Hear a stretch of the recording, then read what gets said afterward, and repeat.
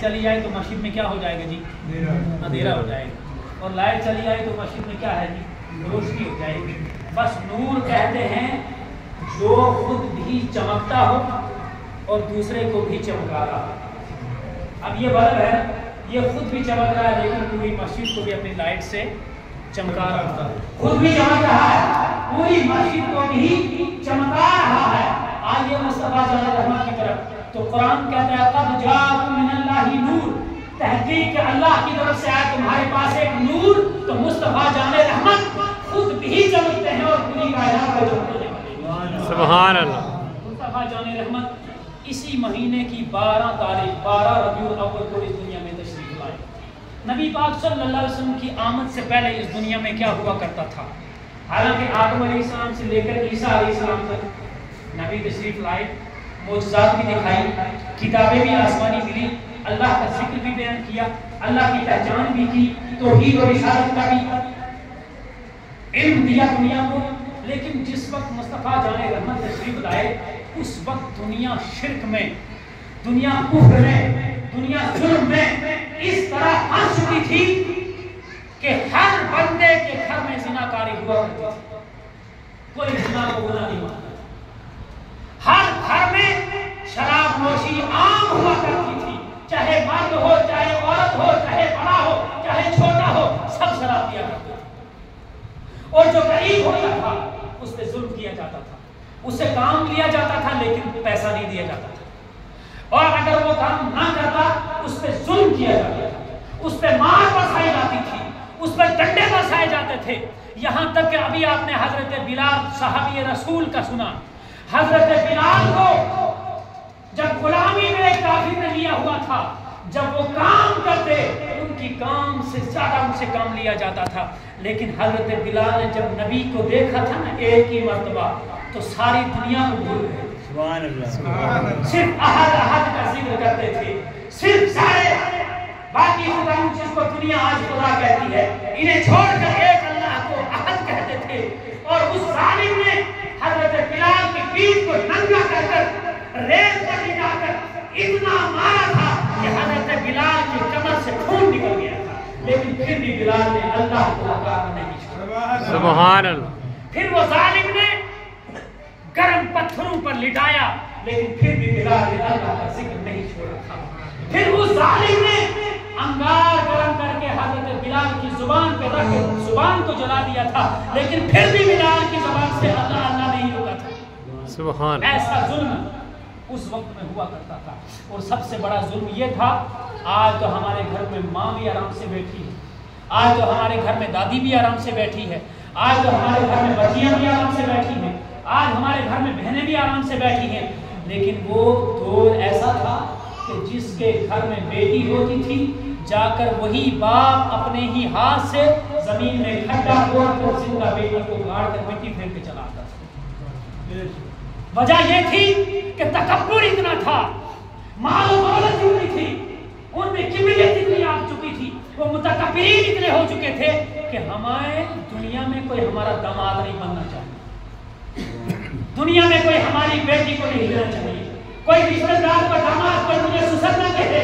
ये तकब्बुर आ चुका था, ऐसा जुल्म होता था। यहाँ तक कि एक शख्स, उनका नाम हजरत दहिया कल्बी था। क्या नाम था? दहिया कल्बी। बाद में इस्लाम कबूल किया उन्होंने, मेरे तेरे नबी के गुलाम बने। लेकिन दहिया कल्बी इतने खूबसूरत थे, इतने खूबसूरत थे कि काबा के, मक्का के सारे लोग दूर दूर से सफर करके इनका चेहरा देखने आते थे। मदीना से लोग सफर करके दहिया कल्बी को देखने आते थे, मुल्क शाम से लोग सफर करके दहिया कल्बी को देखने आते थे, यमन से सफर करके दहिया कल्बी को देखने आते थे, क्योंकि दहिया कल्बी खूबसूरत ही इतना था। बहुत सारे वक्त के बादशाह, वक्त के माल और दौलत वाले ये तमन्ना करते थे कि दहिया कल्बी का रिश्ता हमारे घर में आना चाहिए। इतना खूबसूरत दहिया कल्बी था।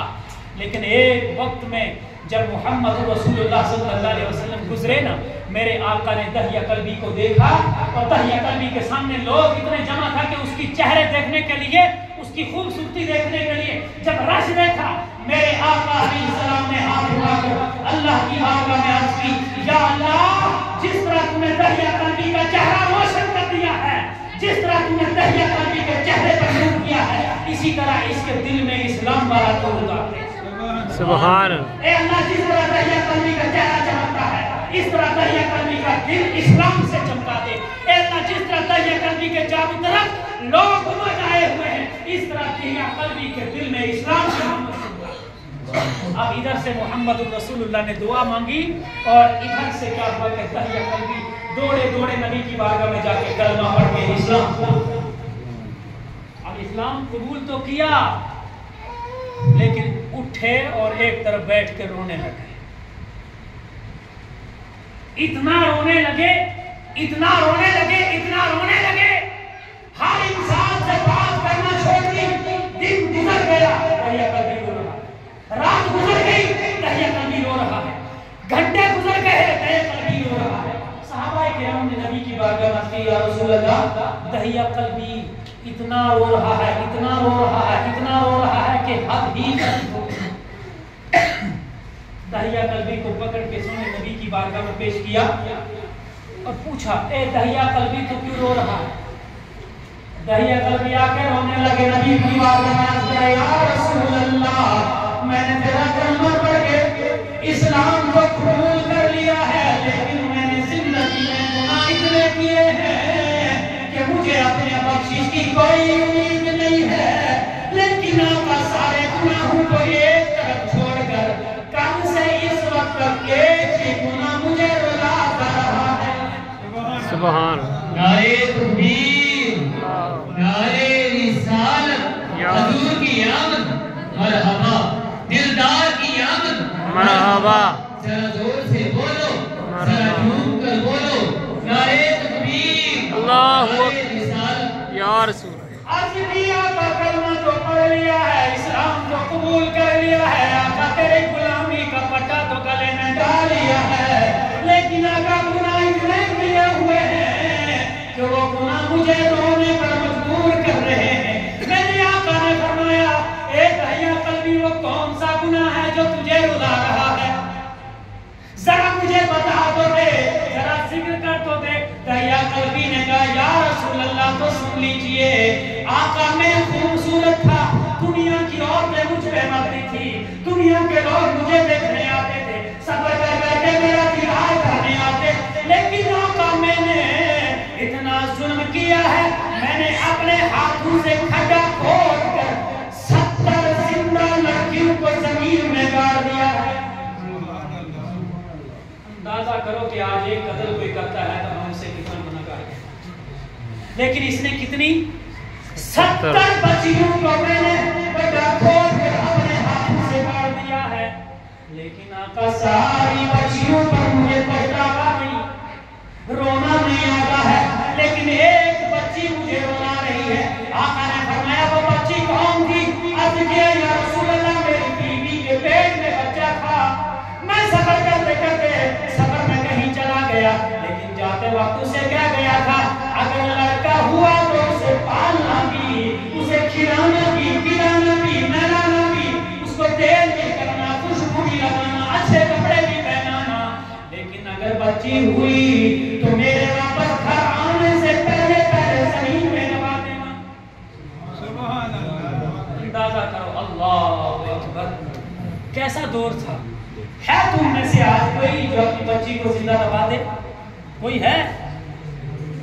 अरे जो अगर बूढ़े से तंग भी आ जाए ना, जो बूढ़ा बेचारा बुजुर्ग बीमार हो जाए, खांसी ज्यादा आए, चल ना सके, फिर ना सके, उसे लोग तंग आ जाते हैं आज, लेकिन उसको भी कोई दबाने के लिए तैयार नहीं होता है। ये तो बच्चा है।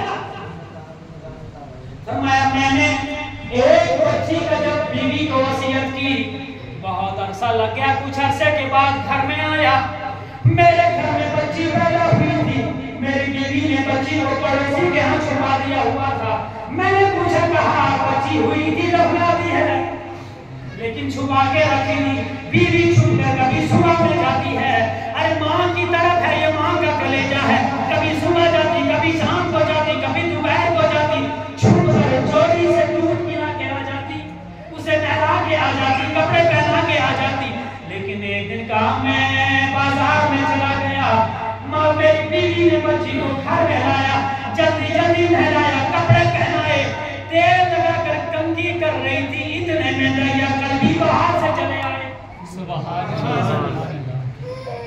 अब दहिया कल्बी जब बच्ची को सहन में देखा, माँ की गोद में खेलते हुए देखा, दहिया कल्बी का दिमाग चढ़ गया, आंखें खून टपकने लगी, हाथ कांपने लगे। कहा ये क्या है, ये किसकी बेटी है? अब बीवी ने डरते कहा ये दहिया कल्बी, ये तेरी बच्ची है, इसको मैंने पाल लिया है, खुदा के लिए अब इसको मारना नहीं। कहा कोई बात नहीं, नहीं मारता हूँ, लेकिन एक काम करो, इसको अच्छे कपड़े पहनाओ, इसको खुशबू लगाओ, तेल लगाओ, मैं अपनी बच्ची को आज बाजार में लेकर मिठाइयाँ खिलाऊंगा। अगलिया बच्ची को तैयार करके चला गया। बाप आगे आगे जा रहा है, बच्ची ने उंगली पकड़ी है, नन्हे नन्हे पैर है, चल रही है साथ में। वो मक्का की रेत, वो गर्मी, बच्ची चल रही है साथ में। इस खुशी में के बाद मुझे सैर कराने ले जा रहा है, इस खुशी में के बाद मुझे मिठाइयाँ खिलाने ले जा रहा है, इस खुशी में के बाद मुझे अच्छी चीजें लेके देने जा रहा है। लेकिन बाप का दिल ही दिल में, वो दिल जो पत्थर बन चुका था। बच्ची ने उंगली पकड़ी है, चल रही है, करीब में पहुंचे, बच्ची को रोक लिया। बाप ने क्या किया, जमीन में खड्डा खोदना शुरू कर दिया, लेकिन ले गया ऐसी जगह जहां मां भी नजर न आए, जहां बाप भी नजर न आए। जमीन में जाकर खड्डा खोदने लगा। जब मिट्टी बाप के कपड़ों से लगी, ये बच्ची अपने नन्हे हाथों से उसके कपड़े से मिट्टी झाड़ रही है। जब बाप के सर से पसीना आने लगा, ये बच्ची अपने प्यारे प्यारे छोटे छोटे हाथों से बाप का पसीना पूछ रही है। देखो बच्ची फिर बच्ची होती है, बेटी फिर बेटी होती है। ए अब्बा जान, गर्मी में किस लिए ये कर रहा है? तेरे कपड़े तो मिट्टी से खराब हो रहे हैं, तुझे पसीना भी सुखा रहा है, गर्मी भी लग रही है। ए अब्बा जान, किस लिए ये कर रहा है? कहा रुको जरा रुको, अभी बताता हूँ। जब खड्डा खोल दिया ना, कैसा जुल्म था उस वक्त। जब खड्डा खोल दिया, वो बेटी जो बाप के जिस्म पर मिट्टी बर्दाश्त नहीं कर रही थी, वो बेटी जो बाप का पसीना बर्दाश्त नहीं कर रही थी, जालिम ने उसी बेटी को उठाकर खड्डे में डाला। अब ऊपर से मिट्टी डालना शुरू हुआ, मिट्टी से पांव जब भर गए, ऊपर तक मिट्टी घुटनों तक आई या कमर तक आई। लेकिन जब बेटी को पता चल गया ना, अब मुझे मिठाइयाँ नहीं मिलने वाली, जब बेटी को पता चल गया ना, अब मुझे जाफियाँ नहीं मिलने वाली, अब मुझे लिबास नहीं मिलने वाला, अब ये जालिम बाप मुझे दबाने वाला है, इस बेटी ने कहा अब्बा जान, मुझे मिठाइयों की जरूरत नहीं है, अब्बा जान, मुझे कपड़ों की जरूरत नहीं है, मुझे किसी चीज की जरूरत नहीं है, बस सांस चलते रहे, यही की माफी दे दे। बाप का दिल इतना जालिम हो चुका था कि बच्ची रोती रही। जब यहाँ तक पहुँच गई ना मिट्टी, अब बेटी ने नन्हे नन्हे हाथ उठा के अल्लाह की बारगाह में अर्ज की, ए अल्लाह, दुआ की, या अल्लाह, दुनिया की बेटियों पर ऐसा जुल्म ना हो जो मुझ पर मेरा ही बात कर रहा। आज घर में थोड़ी सी लड़ाइयाँ हो तो हम लाखों खर्चा देते हैं कि मेरी बेटी को ये जुल्म हो गया, ओ जी उसने मार दिया, ओ जी उसने गाली दे दी। जुल्म ये नहीं था, जुल्म करना है तो बड़ो मोहम्मद रसूलुल्लाह के दौर में। बेशक सुभान। बेटी जब रोती ये अल्लाह की बारगाह में अर्ज करने लगी, या अल्लाह, जो मुझ पे हो रहा है, जिस तरह मुझे जिंदा दबाया जा रहा है, या अल्लाह, आज के बाद बेटियों को बचाने वाले मोहम्मद रसूलुल्लाह को भेज। सुभान अल्लाह। अब दहिया कल्बी ये बात सुना भी रहा है, मेरा नबी रो भी रहा है, सुन भी रहा। जब दहिया कल्बी ने आखिर में कहा, मैंने मिट्टी फेर के उस बच्ची के सिर पे मैं चला आया घर में, बीवी रोई, चिल्लाई, जख्म सीने पे लिया, कई दिन खाना छोड़ा, पानी छोड़ा, लेकिन आगे फिर खाने लगे, लेकिन ये जुल्म खत्म नहीं हुआ। अब मेरे सोने नबी ने अपने आंसू मुबारक पूछकर फरमाया, दहिया कल्बी, एक बार ये बात मुझे फिर सुना। दहिया कल्बी ने दूसरी बार सुनाई, फरमाया एक बार फिर सुना। दहिया कल्बी ने 3 बार ये बात सुनाई। मेरे नबी ने फरमाया, दहिया कल्बी, जब तुझे यही गुनाह रुला रहा है ना, अब तू खड़ा हो जा।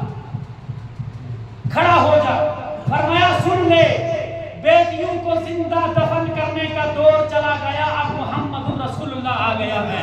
अब किसी की बेटी जिंदगी जिंदा दफन नहीं की जाएगी, किसी की बेटी की सांस कभी दबा कर नहीं निकाली जाएगी। अब हर एक के घर में माँ भी जिंदा रहेगी, हर एक के घर में बेटी भी जिंदा रहेगी, बच्ची भी जिंदा रहेगी, बीवी भी जिंदा रहेगी, रिश्तेदारियां भी बढ़ेगी। आज के बाद बेटी को जीने का हक मोहम्मद रसूलुल्लाह ने दे दिया। सुभान अल्लाह।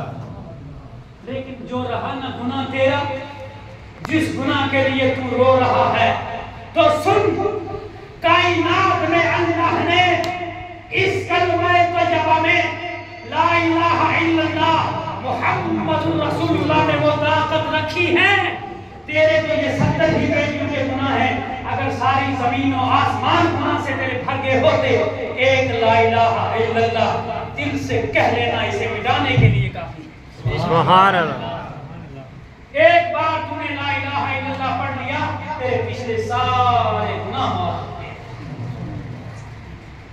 आप अंदाजा कीजिए, 70 बच्चियों का कातिल और इसके अलावा गुनाह की लिस्ट अलग।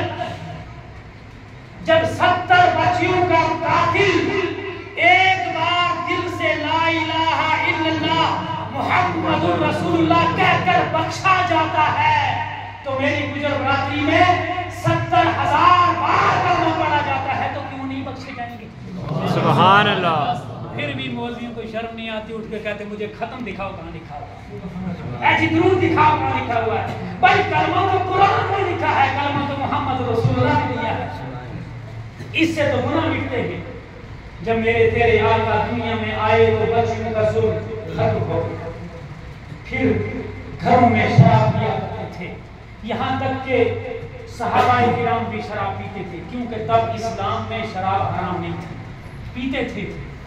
हजरत अली ने जब शराब नोश की, नशे की हालत में नमाज में आए, अल्लाह ने कुरान नाज़िल फरमाया ला तक़रबुस सलाह, आज के बाद तुम नमाज के करीब मत आना, व अंतुम सुकारा, यहाँ तक कि तुम नशे में हो। फिर फरमाया इन्नमल खम्रु वल मैसिरु रिज्सुम मिन अमल शैतान, ये जो शराब है, ये जो जुआ है, ये जो नशाबाजी है, ये शैतान के अमलों में से है। आज के बाद इस्लाम में शराब हराम है। मेरे नबी पाक सल्लल्लाहु अलैहि वसल्लम की आमद पर यह हुआ है, बच्चियों का जुल्म खत्म हुआ। शराब पीने से न माँ की पहचान, न बहन की पहचान, न बेटी की पहचान। देखो कितने शराब पीने क्या क्या मामला आप नेट पे देखते रहते हैं। लेकिन जब मेरे सोने नबी ने ऐलान फरमाया आज के बाद शराब हराम है, जो ही सहाबी ने सुना, सारे सहाबी अपने अपने घरों से मटके लेकर मदीने की गलियों में फेंकने लगे। शराब हराम हो गई, शराब हराम हो गई, शराब हराम हो गई। आज के बाद कोई शराब के करीब नहीं जाएगा। पीना तो दूर की बात है, मदीने की जितनी नालियां हैं वो मटकों से भर गई। जैसे पानी बादल का बहने लगा, सारी शराब को दफा कर दिया। सुभान अल्लाह। ये थे मेरे सोने नबी के गुलाम। एक मरतबा नबी ने ऐलान फरमाया तो घरों से फेंक दिया। आज मैं और आपके गुलाम शराब के करीब भी जा रहे हैं, चिट्टा भी खा रहे हैं, बेच भी रहे हैं, लेकिन हमें खबर नहीं है कल क़यामत में हमारा क्या हाल होगा। शराब इस्लाम में बेचना भी हराम, शराब बेचना भी, खरीदना भी, किसी को पिलाना भी और खुद पीना भी हराम है। इसी तरह चिट्टा जो नशा कर रहे हैं ये भी हराम है।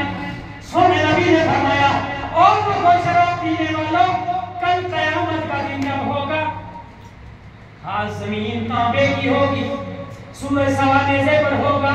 सवानेज़ा जानते हैं कितना होता है?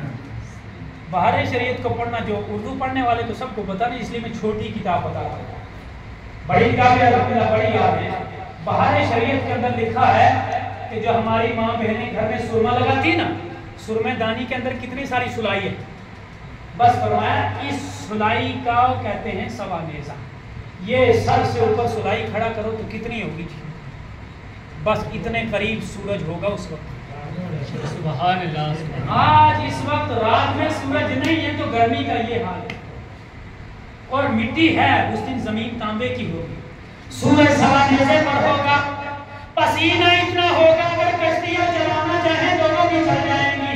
लोग फंसे होंगे, किसी के कमर तक पसीना, किसी के गले पे पसीना, किसी को लगाम लग जाएगी और जबान सूख कर कांटा बन जाएगी, दिल सूख कर गले में आ जाएगा। ऐसे मौके में एक बंदा अल्लाह से अर्ज करेगा, या अल्लाह मुझे पानी तो पिला दे, प्यास लगी हुई है। सुभान अल्लाह। अल्लाह 1000 साल तक इसकी बात का जवाब नहीं देगा। कितने? 1000 साल तक अल्लाह इसकी बात का जवाब नहीं देगा। ये फिर कहेगा 1000 साल के बाद अल्लाह कहेगा, ए फरिश्तों जाओ इसको पानी पिला दो। अब पानी पता कौन सा आएगा? अगर किसी इंसान के जिस्म पे फोड़े निकल जाए या जख्म हो जाए तो उसके अंदर क्या निकल जाएगा? जो वो हम बोलते हैं गोजरी में पाक, उर्दू में पेट बोलते हैं, रेशा। ये रेशा जो निकलता है ना, बस यही रेशा उस कटोरे में लाया जाए, यही खून गंदा उस कटोरे में लाया जाएगा और लाकर जब इसके सामने पेश किया जाएगा, ले पी, तुझे प्यास लगी है, तू अल्लाह से पानी मांग रहा था, ले ये पी ले। जब ये देखेगा कहेगा नहीं नहीं नहीं मैंने ये नहीं पीना है। अल्लाह फरमाएगा नहीं इसको पिलाओ, मैंने दुनिया में शराब हराम की थी, इसने मेरी नहीं सुनी थी, इसने शराब को पिया था, मस्ती मार रहा था, बुजुर्गों की नहीं सुनता था, कुरान की नहीं सुनता था, शराब पी ली है, आज इसकी एक नहीं सुनी जाएगी, इसको पिला दो। अब जब फरिश्ते पिलाने के करीब करते हैं ना, हम लोग चाय पीते हैं या दूध पीते हैं गरम गरम, या रोटी खाते हैं गरम गरम रोटी दो, कितनी कैपेसिटी है हम गरम खाने की, जितना हम बर्दाश्त कर सके। अगर ज्यादा गर्म हो तो जबान जल जाएगी, फिर हम नहीं ठंडी करो जी जबान जल गई, है ना, या हाथ लगा के चेक करें वो कितनी गर्म होगी जो उस वक्त अल्लाह पिलाएगा। चाय तो हम अपनी मर्जी की गर्म पिएंगे ना, दूध तो अपनी मर्जी का गर्म पिएंगे हम, लेकिन अल्लाह ने जो गर्म का पेट पिलानी है ना शराबियों को, फरमाया जाएगा जो ही इसके चेहरे के नजदीक करेंगे ना, उसकी गरमाइश से इसके चेहरे का सारा गोश्त उतर के इसके बीच में पड़ेगा, सिर्फ हड्डियां रह जाएंगी। अंदाजा करो कैसा गर्म होगा। जब इसको पिलाया जाएगा, जो भी तरीके इसको पिलाएंगे, घोंट उतरेगी। कुरान का 26वां पारा खोल के देखो, कुरान कहता है जब इसको पिलाया जाएगा, इसके अंदर की अंदरियां टुकड़े टुकड़े होकर बह जाएंगी। और इसी तरह सूद खाने वाले, यकीनों का माल खाने वाले, ये चिट्टा बेचने वाले, खाने वाले, और खरीदो फरोख्त करने वाले, आप चिट्टा बेच के मालो दौलत जमा करने वाले, ये भी खाना मांगेंगे। कांटेदार खाना पेश किया जाएगा, हलक में फंस जाएगा, ना ऊपर वापस निकलेगा, ना नीचे उतरेगा, ना जान निकलेगी, ना अज़ाब खत्म हो। इसलिए अल्लाह से तौबा करें और मस्जिद में वादा करें, इंशाअल्लाह खुद भी शराब से दूर रहेंगे, औलाद को भी दूर रखेंगे। अरे ये पैसा कुछ नहीं, इसकी लालच में मत जाइए कि जितने में पैसा है, लेकिन रोज़े नशर में रगड़ा भी खूब। मेरे नबी ने आकर इस नशे को हराम करार कर दिया। नबी की आमद, इस्लाम में शराब हराम हुई, ज़िनाखोरी हराम हुई, बदकारी हराम हुई, चोरी हराम हुई, डकैती हराम हुई, हमारी माँ बहनों को जिंदा रहना भी मिल गया। इसी को कुरान में नकल फरमाया, अल्लाह की तरफ से नूर आया ताकि शराब का अंधेरा उठ जाए, ताकि कत्ल का अंधेरा उठ जाए, जुल्म का अंधेरा उठ जाए, सारी दुनिया रोशन हो जाए। सुभान अल्लाह। इसी को कुरान में नूर कहा, इसी को कुरान ने नूर कहा। अब नूर की एक बात मैं आपको और समझाऊं, क्योंकि कुरान ने नूर भी कहा, कुरान ने बशर भी कहा है। अब वजह क्या है कि दो बात क्यों कही, या तो नूर ही होते या तो बशर ही होते, दो बात कही ना कुरान ने। तो सुनो, बुजुर्गों ने पढ़ा भी है और बुजुर्ग सुनाते भी हैं। जब हज़रत मूसा कोहे तूर पे गए ना और अल्लाह से बातें करते थे, मूसा कोहे तूर पे जाके बुलंद जगह पे, और जब बातें की तो कहने लगे, ये अल्लाह मुझे सारी जिंदगी हुई तेरी तबलीग करते हुए, तौहीद की दावत लोगों को देते हुए, रिसालत का कलमा पढ़ाते हुए, नमाज की तरफ लाते हुए, नेकी की तरफ लाते हुए, तुझसे बातें करते हुए, लेकिन ये अल्लाह आज मेरा दिल चाहता है कि मैं तेरा दीदार करूं। सुभान अल्लाह। आज मेरा दिल चाहता है कि मैं तेरा दीदार कर लूं। अल्लाह ने फरमाया, ईसा लम तरानी, तू मुझे नहीं देख सकता, तू मुझे नहीं देख सकता। उन्होंने बार-बार कहा, नहीं अल्लाह मैं देखना चाहता हूं। अल्लाह ने फरमाया, लम तरानी, तू नहीं देख सकता, कहा नहीं देखना चाहता हूं। अब जब बार-बार कहा ना, अल्लाह ने फरमाया, तू जब देखना ही चाहता है तो देख उस पहाड़ी पर। था वो पैगंबर, था वो नबी जो खुदा से बातें करता, जो खुदा से किताब लाया, आम आदमी नहीं, पैगंबर था। फरमाया देखना चाहता, देख देख उस पहाड़ी पर। जब उस पहाड़ी पर देखा, उलमा फरमाते हैं अल्लाह ने सुई के करोड़वां हिस्सा कम अपने नूर की झलक उस पहाड़ी पे डाली। सुई देखिए ना, जो आपने कपड़े सिलने वाली, इसके आगे वाला नक्का कितना होगा, इसका करोड़वां हिस्सा कम अल्लाह ने अपने नूर की झलक उस पे डाली। जब नूर की झलक डाली तो वो पहाड़ जलकर राख हो गया। पहाड़ था, जल गया, सुहागा बन गया, राख हो गया। मूसा पैगंबर थे, बेहोश हो गए। मूसा के साथ 40 आदमी थे, जिंदगी से ही हाथ धो गए। अब जब कुरान कहता है मूसा बेहोश हो गए, जब होश आई तो जो 40 लोग लाए थे ना, वो पीछे कौन को गवाही देने के लिए लाए थे कि मूसा सच्चा है, खुदा से बात करता है, किताब लेकर आया हुआ, ये जिस दीन की दावत दे रहा है ये दीन है सच्चा। वो लोग सारे इनकार करते। मूसा ने अल्लाह की बात करना की, अल्लाह ये जो मेरे गवाह थे, जिन्होंने तेरी तौहीद को जिक्र करना था, जिन्होंने तेरी किताबों को बताना था, अल्लाह ये तो सारे दुनिया से चले गए, अब तेरी मेरी गवाही कौन देगा? अल्लाह ने फरमाया, मूसा हाथ लगाना तेरा काम है, जिंदा करके उठाना मेरा काम है। सुभान अल्लाह। हालांकि अल्लाह चाहता तो बगैर मूसा के हाथ लगे भी जिंदा कर देता, है ना, लेकिन अल्लाह वसीला सिखाता है, अल्लाह वसीला सिखाता है। मूसा अलैहिस्सलाम हाथ लगाते गए, वो जिंदा होते गए, सब जिंदा हो गए। मूसा अलैहिस्सलाम बेहोश हो गए, सुई के करोड़वां हिस्सा अल्लाह के नूर की झलक को बर्दाश्त न कर पाए। तो मेरे तेरे नबी सर से लेकर पैर तक पूरे के पूरे नूर थे।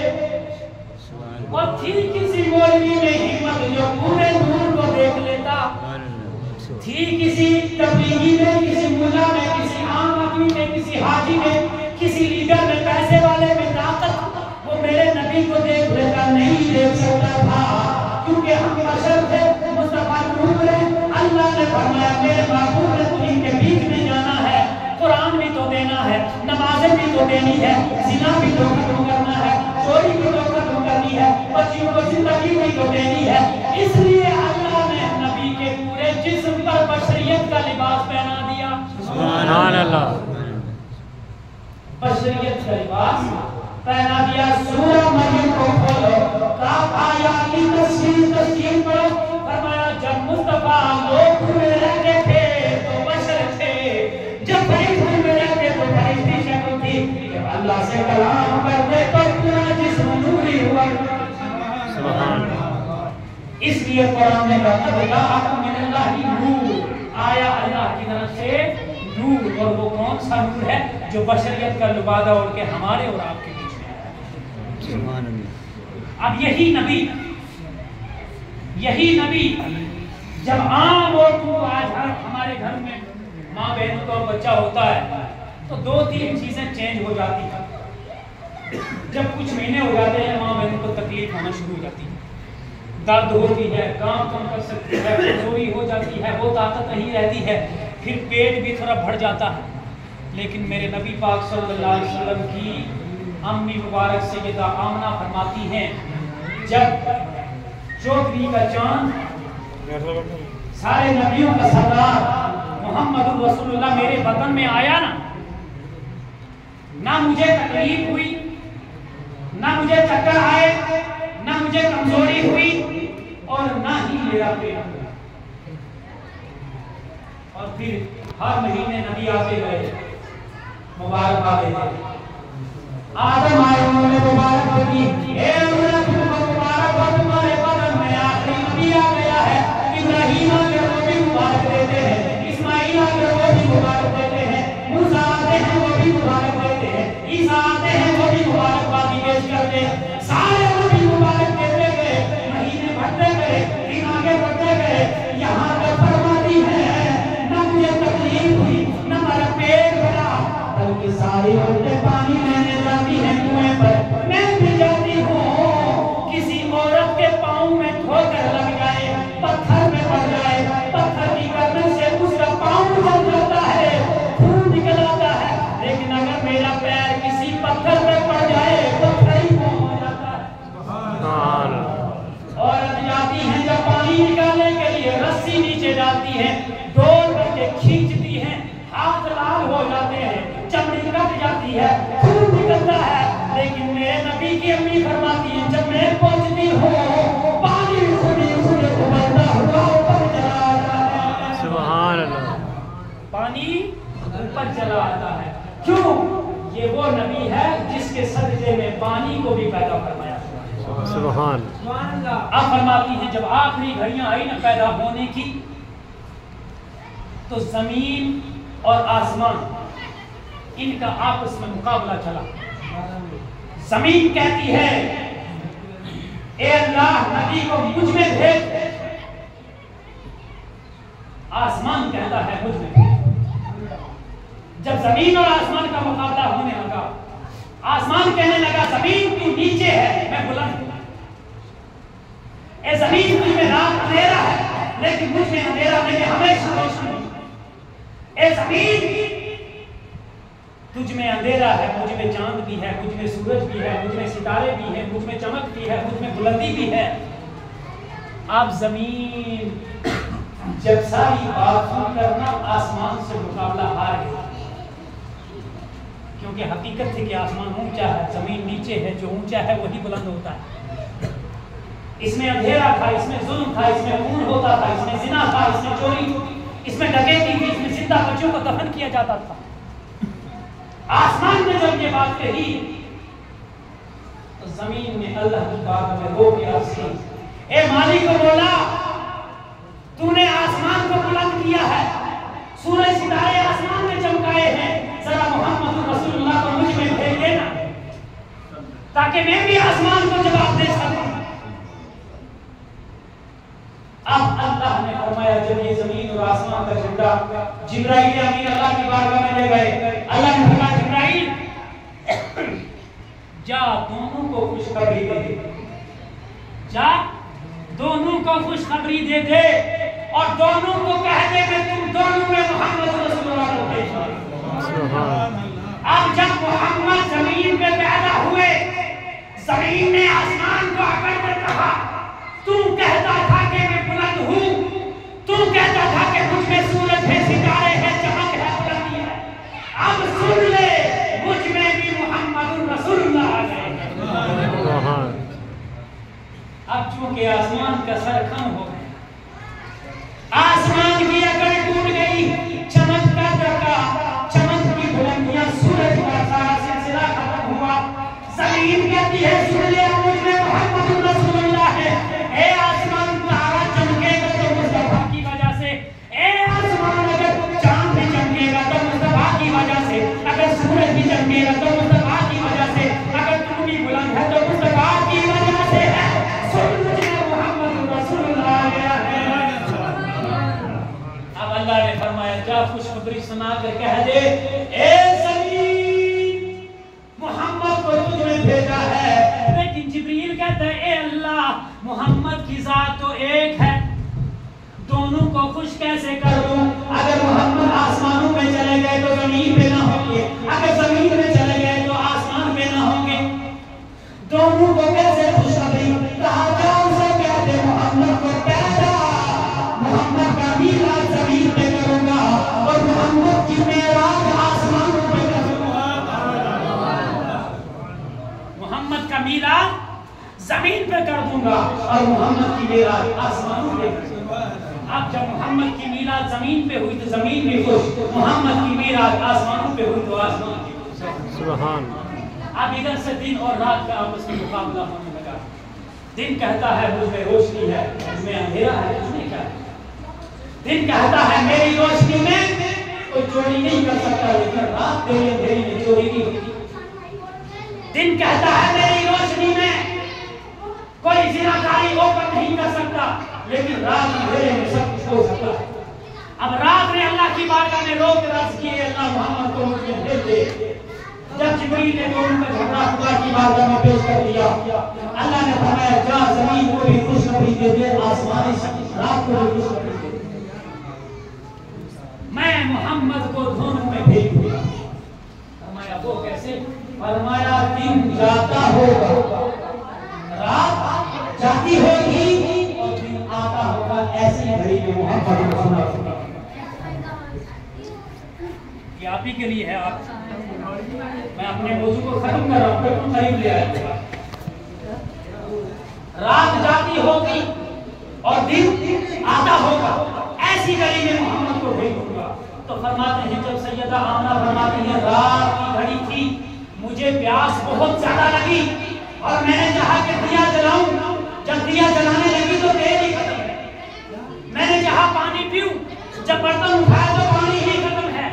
मैंने अल्लाह की बारगाह में दुआ की, ए अल्लाह तेरा महबूब आने वाला है, शराब भी खत्म और पानी भी खत्म, वजह क्या है? किसी आवाज देने वाले ने आवाज लगा दी, ए अल्लाह अब तेरे आंगन में दुनिया का दिया जलने वाला नहीं, बल्कि छोटा तबक को रोशन करने वाला मोहम्मद रसूलुल्लाह आने वाला है। सुभान अल्लाह। और अब तुझे दुनिया का पानी नहीं बल्कि जन्नत से आबे कौसर पिलाया जाएगा। अब गए जिब्राइल जन्नत से आबे कौसर लाकर पिलाया। जो ही पिलाया बाहर से दारिया नबियों की बीवियां, हजरत आदम की बीवी अम्मा हवा आ गई, हजरत मूसा अलैहिस्सलाम की बीवी आ गई, हजरत इब्राहिम अलैहिस्सलाम की बीवी आ गई और साथ में 70,000 जन्नत की हूरें आई। जो ही अंदर आई कमरे के सारा अंधेरा ही हो गया। अब जब मुस्तफा के बाहर आने को चंद घड़ियां बाकी थी, अल्लाह ने फरमाया जिब्राइल दो काम कर। अर्ज किया मालिक क्या काम करूं? फरमाया 3 झंडे ले जा। आज हम लोग झंडे लगाते तो फर्क नहीं लगाते लोग। फरमाया 3 झंडे ले जा, एक मशरिक के कोने पे गाड़ के ऐलान कर दे मोहम्मद रसूलुल्लाह और एक काबे की छत पे गाड़ और एक सैयदा आमिना के सहन में गाड़। 3 झंडे लगाए और आज हम भी झंडियां लगाते हैं और यही कहते हैं उस दिन भी लगाया था, हम आज भी लगाते हैं। और फिर दूसरा काम ये कर ले, 1 लाख फरिश्ता जन्नत से अपने साथ लेते हैं और सैयदा आमना के हुजरे के बाहर बैठ, बाहर रहो और क्या काम करना, सफे पहन कर मुस्तफा के आमद का जिक्र करो। 1 लाख फरिश्ता जिब्राइल अमीन के साथ आया, 70,000 हूरें आई और आकर जब बाहर सफे बनी, जिब्रील भी साथ में, फरिश्ते भी साथ में, हूरें भी साथ में सफे मान के जिब्रील से अर्ज की हमने करना क्या है? फरमाया एक ही काम करना है, सारे दरवाजे से अल्लाह की बारगाह में आवाज लगाकर सोने नबी आ रहे हैं और नबी की आमद पर दुरूद पाक की गालियां निछावर करो, सब बुलंद आवाज से पढ़ो अस्सलातु वस्सलामु अलैका या रसूलल्लाह, अस्सलातु वस्सलामु अलैका या हबीबल्लाह। सारे फरिश्ते सारी हुए ये सलात पढ़ने लगे जो आज नाम हो रहा खत्म के बाद पढ़ते हैं। और हमें पूछा जाता कि कहाँ सलात है, हमने कहा वो जिब्रील अमीन से मिली हुई है, हमने हदीस में पढ़ा हुआ है, अल्लाह ने भेजा था। अब अगर तुम एतराज करो क्यों पढ़ते हो तो जिब्रील से पूछो तूने क्यों पढ़ी, फिर अल्लाह से पूछो तूने क्यों पढ़ाई, और फिर अल्लाह कहता है और सिर्फ इन्हीं गुजरू से या सईदू से या कश्मीरू से नहीं पढ़वाता, सिर्फ मैंने जिब्राइल से ही थोड़ी पढ़ाई, मैं खुद भी पढ़ता। इन्नल्लाह व मलाइकतहु युसल्लूना अलन नबी, अल्लाह फरमाता मैं खुद भी सलात पढ़ता हूँ नबी पर, मेरे फरिश्ते भी पढ़ते हैं और मेरे ईमान वाले बंदे भी नबी पर सलात। तो इंशाअल्लाह जो ईमान वाले हैं वो पढ़ते रहेंगे और जो ईमान वाला नहीं है वो बिलखते रहेंगे, रोते रहेंगे, पूछते रहेंगे, हम पढ़ते रहेंगे। हमें पढ़ना ही है। अब मेरे तेरे नबी ने आखिरी आखिर पैगाम पहुंचाऊं। मेरे तेरे नबी ने दुनिया में आकर किस किस चीज को खत्म किया? नंबर 1 जुल्म। इसे जुल्म को, अपनी बच्चियों पर जुल्म मत कीजिए, अपने माओं पर जुल्म मत कीजिए, बेटियों पे जुल्म मत कीजिए। ये मेरे नबी ने उसी वक्त में खत्म कर दिया। शराब के करीब मत जाइए, मेरे नबी ने पहले ही हराम करा दिया है। अरे नशेखोरी से दूर रहिए, नबी ने इसको खत्म किया हुआ है। चोरी से दूर रहिए, नबी ने इसको खत्म किया हुआ है। बदमाशी से दूर रहिए, जिनाकारी से दूर रहिए, नबी ने इसको पहले ही खत्म कर दिया। आज हम नबी के गुलाम हैं। नबी ने हमें शराब के लिए नहीं भेजा। चोरी, जिनाकारी, डकैती, फराड और लोगों के साथ बलात्कारियां करने से नहीं। हमें नबी ने जो दीन दिया है, उस दीन में इंसाफ दिया हुआ है, उस दीन में पाकी दी हुई है। हमें नबी ने दीन पढ़ने के लिए कुरान दिया हुआ है। हमें नबी ने दीन पढ़ने के लिए नमाजें दी हुई है, ज़कातें दी हुई है, हज का हुक्म दिया हुआ है। तो हम कितने लोग हैं आज जो नमाज पढ़ते हैं? बहुत कम लोग, बहुत कम लोग हैं। लोगों, खुदा की कसम, मेरे नबी पाक सल्लल्लाहु अलैहि वसल्लम ने जो बताया है, खुदा की कसम करके कह रहा हूं, कायनात बदल सकती है, आसमान फट सकता है, सूरज अपनी रोशनी बंद कर सकता है, चांद अपनी चमक खत्म कर सकता है, सितारे चमकना खत्म हो सकते हैं, कायनात की माल दौलत ताकत खत्म हो सकती है, लेकिन नबी की जुबान से जो बात निकल गई है वो कभी गलत नहीं हो सकती है।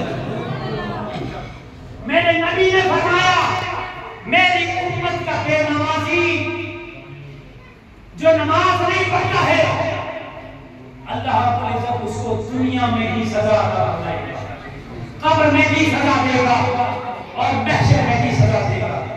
दुनिया में उसकी सजा ये है कि उसके माल और दौलत से बरकत खत्म हो जाएगी, रिस्क उसको बहुत मिलेगा लेकिन बरकत नहीं होगी। लोगों, आज मुझे आप बताओ, मस्जिद में खुदा के घर में बैठे हो, लाखों कमाते हो, है किसी के घर में बरकत? अरे मुझे हजारों लोग कहते हैं पीर साहब तावीज़ दे दीजिए बरकत का।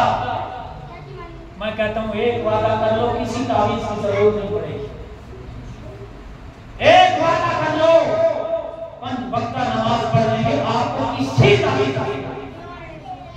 आजकल आपको लूटने वाले कुछ सैयद भी ऐसे आ गए हैं जो 10-10 अंगूठियां लगाते हैं, और सैयद भी शैतान के कब्जे में आते हैं। मैं सैयद हूं, मेरा हक है कहने का। आप अदब करते हैं, आप तो अदब करते हैं, लेकिन अदब उसका करो जो सोने नबी की गुलामी इख्तियार करे, जो नाम नबी का ले, औलाद नबी की करे, अपना जिक्र नबी से बुलंद करवाए और कहने नबी का बेटा हूं, लेकिन काम शैतान वाला करे, इसका अदब नहीं। मेरे सोने नबी का एक गुलाम था, सोने की अंगूठी पहन कर चल रहा था, मेरे नबी से हाथ मिलाया, मेरे नबी ने फरमाया क्या बात है सहाबी, मैं तेरे हाथ में जहन्नम की आग देख रहा हूं। सहाबी ने अर्ज किया, या रसूल अल्लाह, मुझे बता दीजिए क्या बात है? फरमाया सोना अल्लाह ने मर्द पे हराम करार दिया है, तू सोना पहन कर तकब्बुर दिखा रहा है, माल दिखा रहा है, दौलत दिखाने की बात कर रहा है।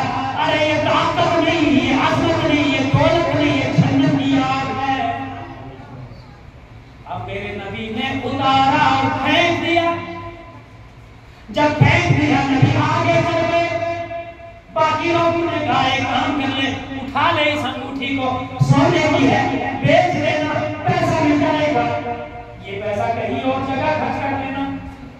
नबी ने सोना मना किया तो नहीं लगाना, सोना मर्द के लिए हराम है, ना ही इस्तेमाल करना। उसने कहा सुन ले, मैंने नबी की गुलामी इख्तियार की है, जब नबी ने फेंक दिया तो मैंने भी फेंक दिया। मैं अब इसको हाथ नहीं लगाऊंगा, कभी नहीं उठाऊंगा। ये है नबी का मिशन, ये है नबी का मिशन। जब नबी सहाबी के हाथ से उतार कर फेंक दे और सहाबी हाथ न लगाए, नबी उसे हराम कहे। आज कोई सैयद 10-10 अंगूठी लगा के अपने आप को आले रसूल कहे, फरारी नहीं हो गया।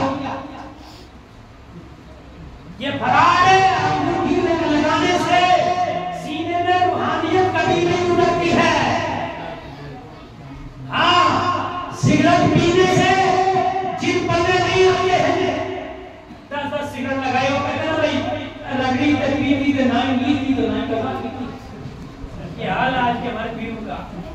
हाँ हाँ सही हकीकत, आपके घर में आते हैं, लगाते हैं कुछ सिगरेट, उसमें भांग होती है, उसी कहते हैं रगड़ी तो पीती, ना ही नीति तो ना ही गजा पीती। नीति उसने है जो अहले इल्म है, नीति उसने जो नबी का गुलाम है। उसको क्या जरूरत है जो गांधी का गुलाम है, जिसे पैसा लूटना है। शरीयत का मसला ये है, मर्द को एक चांदी की अंगूठी जायज है पा सकती है, वो भी 4.25 माशा से कम हो, इससे ज्यादा ना हो।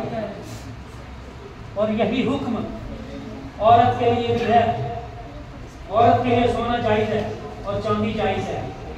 इसके अलावा लोहा है, पीतल है, तांबा है या कोई भी कलरदार चीज है, अंगूठी, ये सब शरीयत में हराम है, हराम। मर्द के लिए भी औरत के लिए।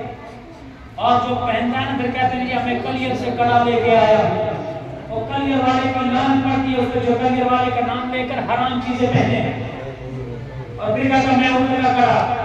अरे कड़ा नहीं, ये चूड़ियां मगर कब पहनी थी?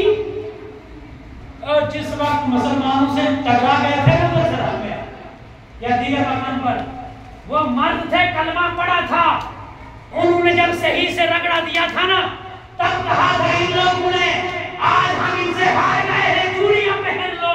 तब से ये लोग चूड़ियां पहनते जो कड़ा लगाते हैं आज। वो इस्लाम वाले करने वाले थे जिन्होंने कड़े पहनवाए थे, आज नबी का नाम लेके गुलामी कहते तो कड़ा पहनते, शर्म नहीं आती है?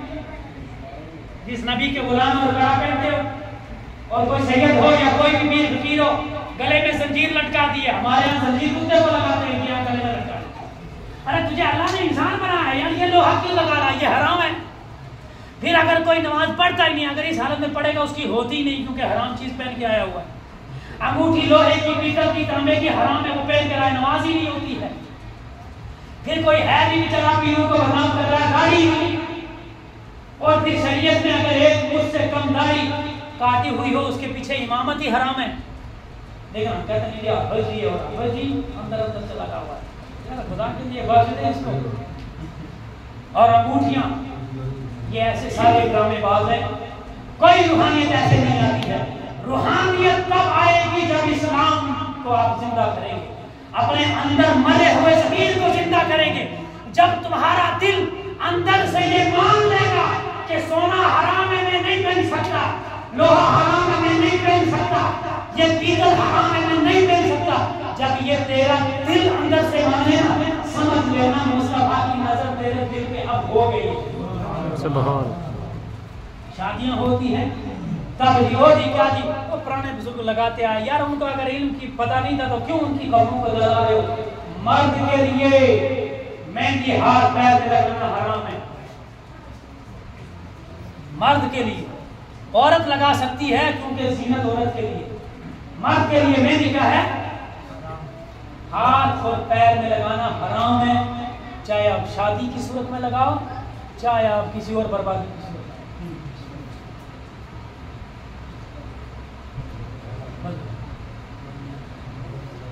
खत्म कर रहा हूं। क्या है मेहंदी मर्द के लिए हराम? क्या है? लाल मेहंदी मर्द के पैर में भी हराम और हाथ में भी लगाना हराम। इस्लाम पढ़ो। मेरे नबी पाक रसूल के ज़माने में एक आदमी था, वो पैर और हाथ में मेहंदी लगाता था। सहाबी ने उसको ऐसे पकड़ा और नबी पाक की बातों में पेश किया। फरमाया क्या बात है, इसे क्यों पकड़ के लाए हो? आज कहने लगे आका इसने मेहंदी लगाई हुई। फरमाया बात क्या है? कहा ये औरतों की मुशावरत करता है, जीनत लगाता है, शौकीन है, अपने हाथ पैर में मेहंदी लगाई है। नबी ने फरमाया मेरे सामने मत बिठाओ, इसको मदीने के शहर से बाहर कर दो। नबी ने इतना पसंद किया, मदीने में नहीं रहने दिया। और तुम कहते हो वो शादी कौन सी बात मारने खुशी है, लगाने नहीं दो। जिस शादी में मोहम्मद रसूलुल्लाह खुश ना हो उस खुशी को क्या आग लगानी? फिर हाँ मर्द मेहंदी लगा सकता है, कहाँ? सफेद दाढ़ी में और सफेद बालों में, सर में लगा सकता है, लेकिन वो भी अपने हाथ से नहीं लगाए। अगर आपने हाथ से लगाया तो रंग क्या लगाए? एक जगह सवाल हुआ, मैं ऐसी बात मैंने कहा जी नहीं लगा सकता, मेरे पीर साहब आप कह रहे सफेद बालों को लगाया तो वो मर्द फिर हाथ से लगाना हो किसे लगाए? उधर दूसरा एक बुजुर्ग बैठा तो अपने लगा जो 2-4 लाख खर्च के अपनी अम्मा आनी वो क्यों लाई उससे लगवाना। अरे बीवी है घर में उससे लगवा, बेटी है उससे लगवा, बच्ची से लगा, बहन से लगवा, वो भाई से लगा सकता है, अपने हाथ से मत लगाए। बहाना मत बनाइए कि चिट्ठी कैसे लगा पुरुष है उससे लगा। आज तो कौन सा दौर है किस तरीके से लगा, बहुत सारे तरीके लगवाने के लिए। नहीं हाथ में लगा सकता, नहीं पैर में लगा सकता, औरतें लगा सकती हैं। और अब चली है काली मेहंदी, बूढ़े भी जवान होना चाहते हैं। बात है कि नहीं? आला हजरत इमाम इश्को मोहब्बत बरेली वाले सरकार से किसी ने पूछा हजरत काली मेहंदी लगाना कैसा है? हजरत ने फरमाया मैंने एक हदीस पढ़ी है, सुन लो पता चलेगा कैसी है। फरमाया कैसी है? फरमाया मेरे नबी ने फरमाया आखिरी जमाने में लोग काली मेहंदी लगाएंगे। देखो नबी को पहले पता था और आज लगा रहे। इसका मतलब है आज लगा रहे तो नबी ने फरमाया कब लगाएंगे? आखिरी जमाने में। तो ये आखिरी जमाना चल रहा है, सब लोग नबी ने बताया आखिरी जमाने में लोग काली मेहंदी लगाएंगे। जैसे कबूतर का पोटा बिल्कुल काला होता है, जैसे कबूतर का पोटा। फरमाया वो मेहंदी लगाने वाले काली मेहंदी वो लोग जन्नत की खुशबू भी नहीं पाएंगे। वो जन्नत में जाना दूर की बात है, जन्नत की खुशबू भी नहीं आएगी काली मेहंदी लगाने वालों को। आला हज़रत ने हदीस पेश की और आगे वाले भी बड़े तेज हो गए ना, इनको पेंचूर जैसे बाल लगाना होता है ना, उसे बाल लगा नहीं हजरत। अगर कोई बेचारा हो जिसकी बाल सफेद हो गए और उसको शादी करनी हो तो सफेद बाल देख के कोई रिश्ता ना दे तो काली मेहंदी लगा के जवान बन जाए ताकि रिश्ता मिल जाएगा। आला हज़रत ने फरमाया ओ सुन यार, वो बूढ़ा बैल कभी बछड़ा नहीं बनता है, बूढ़ा बैल कभी बछड़ा नहीं बनता है। मिसाल दे दी हज़रत ने, वो बड़ी बात नहीं कहा तुम आगे लगा दो, लेकिन अगले की बेटी के साथ धोखा तुम करोगे। धोखा इस्लाम में हराम है, धोखा नहीं। काली मेहंदी लगा के जवान बना, अगले की बाप के साथ भी धोखा, मां के साथ भी धोखा, रिश्तेदारों के साथ भी धोखा, उस बच्ची की उम्र के साथ भी धोखा, और फिर खुदा के साथ तो है ही है, रसूलुल्लाह के साथ तो है ही है ना। फरमाया ये काली मेहंदी हराम है, हराम। और जो काली मेहंदी दाढ़ी में लगाता है उसका वुजू भी नहीं होता है, इसलिए कि ये इस्लाम में पालिश की मानिक है। ना वुजू होगा ना गुस्ल होगा। जरा सोचो अगर आज की रात में मौत हो जाए, सुबह हम 50 गुस्ल भी देंगे, तेरा गुस्ल नहीं होगा, बेगुसला ही करती है। इसलिए आज मैं देखना चाहता हूँ कितने लोग जो काली मेहंदी से तौबा करते हैं, हाथ उठा जो काली मेहंदी आज छोड़ेगा हाथ खड़े करो। मैं देखना चाहता हूँ यही है नबी की गुलामी। यूं तो कह देते हैं जी हम नबी के गुलाम हैं, ये हराम चीज इस्तेमाल नहीं करेंगे, कंट्रोल करो। ये बड़े बुजुर्ग हैं, इनका काम है कंट्रोल करना। शादियों में, न्याज़ों में, ऐसे मामलात में नहीं लगानी है, नहीं लगानी। नबी के गुलाम है तो गुलाम बन के दिखाओ, वरना यूं ही खराब मत करो। नबी की गुलामी एक इंसान ही ऐसा है जो गुलामी से तंग हो गया है, वरना न दरख्त नबी की गुलामी से दूर हुआ, न चांद नबी की गुलामी से दूर हुआ। जरूरत पड़ी मक्का के काफिरों ने कहा तू नबी है, जरा चांद के टुकड़े कर देता। मेरे नबी ने ऐसे उंगली का इशारा किया, चांद के टुकड़े हो गए। इधर अली ने नमाज पढ़नी थी, सूरज डूब गया, असर कज़ा हुई, रोने लगे। कहा क्या बात है?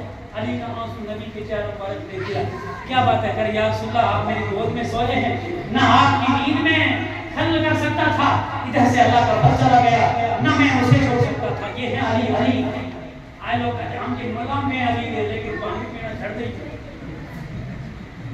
अली के मुलंग पानी पी के नहीं मेहराब में खड़े होते। अली का मुलंग बनना है तो मस्जिद की मेहराब में अज़ान देकर देते। अब अली की नमाज कज़ा हुई, अल्लाह के हबीब ने हाथ उठा के कहा ये तेरे महबूब की अताअत में सूरज को वापस कर दे। सूरज पलट आया, असर की घड़ी आ गई, अली ने नमाज पढ़ी, फिर सूरज डूबा। सुभान। इसी तरह एक यहूदी आया, उसने कहा या रसूलल्लाह आप नबी है? कहा हाँ मैं नबी हूँ। कहा अगर नबी है वो दरख्त जो सामने है या मुझे कोई मौजज़ा दिखा दीजिए। कहा क्या मौजज़ा देखना चाहते हो, मौजज़ा देखकर क्या करोगे? कहा क्या मौजज़ा दिखाओगे, मैं कलमा पढ़ के इस्लाम में दाखिल होऊंगा। नबी ने फरमाया जाओ सामने दरख्त है, इसको कह दे तुझे मोहम्मद बुला रहे हैं। सुभान। यहूदी चला गया, जाके दरख्त का आवाज लगाई, कहा तुझे मोहम्मद रसूलुल्लाह बुला रहे हैं। दरख्त आगे हिला, पीछे हिला, दाएं हिला, बाएं हिला, जमीन से अपनी जड़ों को हिलाने लगा। जमीन कह रही क्या बात है? कहा मेरी जड़ों को जल्दी छोड़ दे, मुझे मोहम्मद रसूलुल्लाह ने बुलाया। सुभान अल्लाह। जमीन ने नबी का नाम छोड़ा, सुना तो जड़ों को छोड़ दिया। दरख्त ने नबी का नाम लिया तो उखड़ के नबी के कदमों में आ। अब जब इस यहूदी ने देखा, कदमों पे गिर के मेरे तेरे नबी का कलमा पढ़ के इस्लाम में। सुभान। ना दरख्त नबी की गुलामी से हटा हुआ, न चांद नबी की गुलामी से रुका हुआ, न सूरज नबी की गुलामी से रुका हुआ। एक अंग ही है जो ऐलान और गुलामी का करता है, ऐलान करता है। क्योंकि जो नबी का गुलाम है ना, उसके लिए किसी आशिक रसूल ने कहा जिसे मिल गया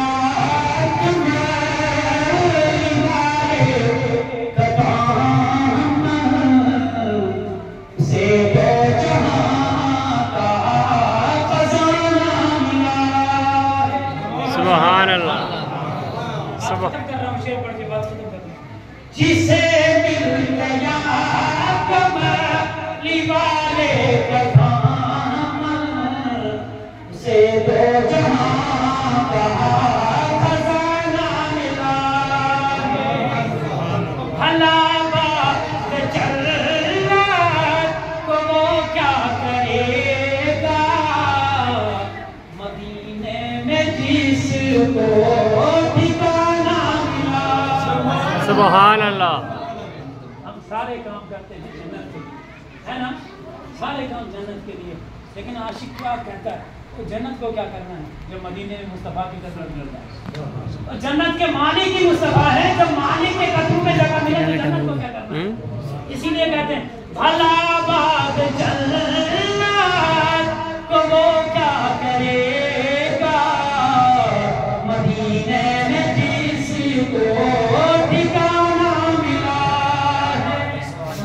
अपने लिए वो कह रहा है। लोग पैसे के लिए, माल के लिए, दौलत के लिए, खजाने के लिए, कोई अमेरिका को, कनाडा को, सऊदी को कहीं दौड़ रहा है, लेकिन वो कहता है मुझे वहां जाने की जरूरत नहीं, मुझे वहां किसी को समाने की दौलत मिली है, किसी को जहां की हुकूमत मिली है। दुनिया में ऐसे भी हैं जिनको सारी दुनिया की दौलत मिल गई। फिरौन नहीं देखा, सुना नहीं फिरौन को कितनी दौलत, शदाद को कितनी दौलत। किसी को समाने की दौलत मिली है, किसी को जहां की हुकूमत मिली है। मैं हूं सोने नबी का गुलाम, हम सब हैं नबी के गुलाम। मैं अपने मुक़द्दर पे कुर्बान जाऊं, मुझे यार का सितारा मिला। सुभान। मेरा मुक़द्दर ये है, मुझे नबी का आस्ताना मिला। हमारा मुक़द्दर ये है, हमें नबी का आस्ताना मिला। फिर शायर कहता है और सैयदों को छोड़कर भी कुछ लोग कहते हैं ना, सैयदों को आज क्या से क्या बकते घूमते जाते हैं, है ना? लोग तरह तरह की बातें कर रहे हैं, शिया भी हो गए, कुछ राफसी हो गए, कुछ नास भी हो गए, कुछ क्या।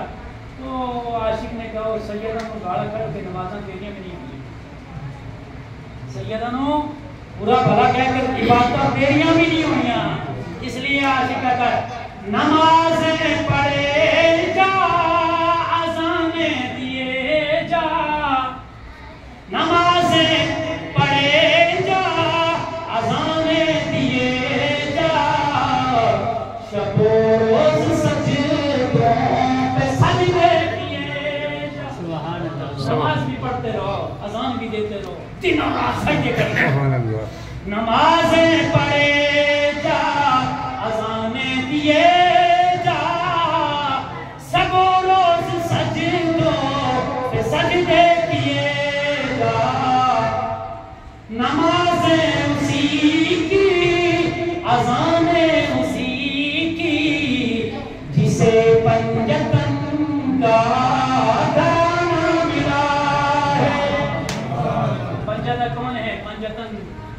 नबी पाक मोहम्मद रसूलुल्लाह नंबर 1। 5 और तन नबी पाक सल्लल्लाहु अलैहि वसल्लम 1, अली 2, सैयदा फातिमा 3, हसन 4, हुसैन 5। ये 5 है पंजतन और इन्हीं की औलाद है।